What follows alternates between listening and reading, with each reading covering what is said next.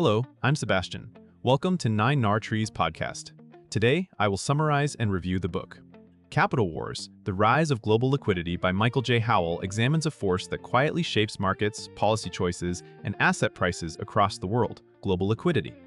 Rather than treating liquidity as a narrow banking concept, the book frames it as the availability and mobility of capital in a system increasingly driven by cross-border flows, central bank balance sheets, and the plumbing of funding markets. Howell argues that understanding liquidity cycles can explain why risk assets surge, why crises propagate rapidly, and why traditional signals like domestic money supply or interest rates can mislead. The book connects macroeconomics to real market behavior by focusing on how credit creation, leverage, collateral, and the US dollar-based system interact. It also explores how policymakers and investors compete in an ongoing struggle over the cost, direction, and distribution of capital, a dynamic the author describes as a set of capital wars. The result is a practical lens for interpreting booms, busts, and regime shifts. I will give you key takeaways from this book. Firstly, global liquidity as the hidden driver of asset prices. A core theme is that global liquidity is not simply money in circulation, but the effective ease with which households, firms, banks, and non-bank intermediaries can obtain funding and deploy it into assets. The book emphasizes that liquidity has both a quantity dimension, such as expanding balance sheets and credit aggregates, and a price dimension, such as funding spreads, volatility, and collateral haircuts. When liquidity is abundant, the marginal buyer can finance positions more cheaply and with more leverage, lifting valuations across equities, credit, real estate, and even alternative assets. When liquidity contracts, the process reverses quickly as forced deleveraging pushes prices down and reduces collateral values, tightening conditions further. Howell positions liquidity as a bridge between macro policy and market microstructure, showing how central bank actions transmit through repo markets, dealer balance sheets, and global funding chains. This perspective helps explain why markets can rally during weak growth if liquidity is rising, and why they can fall during solid growth if funding conditions tighten. The topic also highlights why watching global indicators, especially those tied to the dollar system, can be more informative than focusing only on domestic monetary statistics. Secondly, the dollar-based system and cross-border capital flows. The book treats the US dollar as the central funding currency of the global financial system. Many borrowers outside the United States rely on dollar funding through bank loans, bond markets, and offshore dollar markets, which creates a structural dependence on the availability of dollar liquidity. Howell links this to recurring patterns. When the dollar strengthens or dollar funding spreads widen, global liquidity can tighten even if local conditions appear stable. Capital flows then reverse, pressuring emerging markets, commodity producers, and leveraged sectors that borrowed in dollars. The discussion extends beyond simple exchange rate stories to the mechanics of how funding is sourced and rolled over, including the role of global banks, swap markets, and the recycling of surpluses through major financial centers. The key point is that global liquidity is shaped by the ability of the system to create and distribute dollar credit, not merely by central bank policy rates. This framework helps readers interpret why global stress episodes often coincide with dollar shortages and why seemingly local shocks can propagate internationally through funding channels. It also clarifies how globalization of finance has created a single interconnected liquidity cycle. Thirdly, collateral, leverage, and the plumbing of modern finance.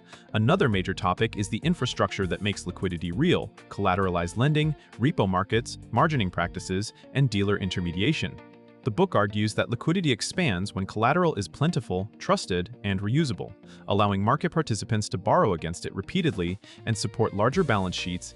Conversely, when collateral quality is questioned or haircuts rise, the same system can seize up rapidly, producing a liquidity shock that resembles a sudden evaporation of money. Howell connects this to leverage dynamics, where small changes in funding terms can trigger large changes in risk-taking. The emphasis on plumbing is meant to move the reader beyond high-level narratives and toward the mechanisms that transmit stress across markets, such as forced selling, widening bid-ask spreads, and risk limits at intermediaries. Understanding these channels helps explain why central banks sometimes focus on market-functioning tools, not only on interest rates, during crises. The book also suggests that monitoring collateral conditions and financing spreads can provide earlier warning signals than traditional macro indicators because they capture the constraints faced by the marginal leveraged investor.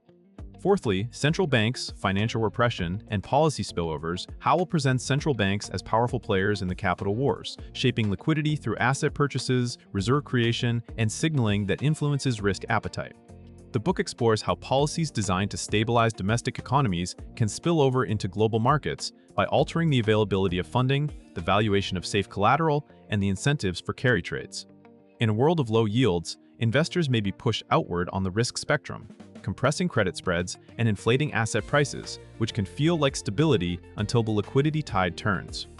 The concept of financial repression also appears as a way to describe environments where policy and regulation encourage savings to remain in low-yielding instruments, indirectly influencing capital allocation and risk-taking. The topic underscores that central bank balance sheets and regulatory frameworks can matter as much as policy rates.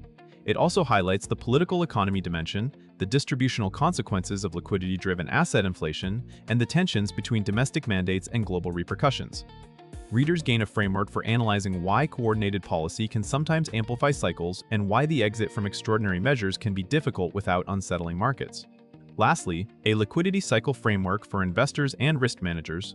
The book ultimately aims to provide a usable framework for interpreting markets through liquidity cycles.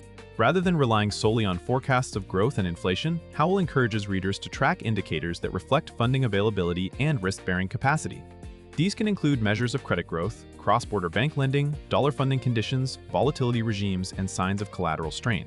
The framework helps explain regime shifts, such as transitions from liquidity-driven rallies to liquidity squeezes that punish crowded trades. For portfolio construction, the liquidity lens can inform position sizing, diversification choices, and when to prioritize capital preservation over return seeking.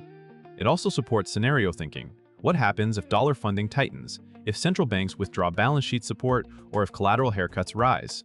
Importantly, the approach recognizes that liquidity can dominate fundamentals for long periods, but also that fundamentals reassert themselves when financing becomes constrained. Risk managers can use the framework to stress test leverage, assess refinancing risk, and identify exposures to correlated liquidity shocks. The goal is not to predict exact turning points, but to improve decision-making by understanding the forces that set the market's marginal price of risk.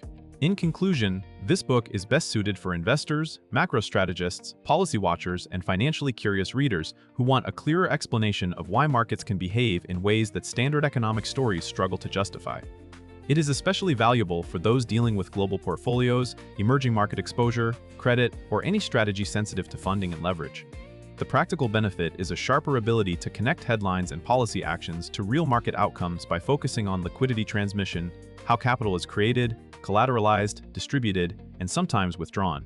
That perspective can improve risk control, reduce surprise during stress events, and help readers avoid mistaking liquidity-fueled price moves for durable fundamentals. Compared with many books that focus narrowly on interest rates, central bank intentions, or single-country money supply, this one stands out for integrating cross-border flows and the mechanics of modern funding markets into one narrative. Its value proposition is that it offers a coherent lens for understanding both booms and crises, making it a worthwhile purchase for readers seeking a more system-level, market-relevant framework than typical macro or investing guides provide. If you would like to support Michael J. Howell, you can buy the book through the Amazon link I've provided in the podcast description. After reading the book, please let me know what you think and share your thoughts. See you around.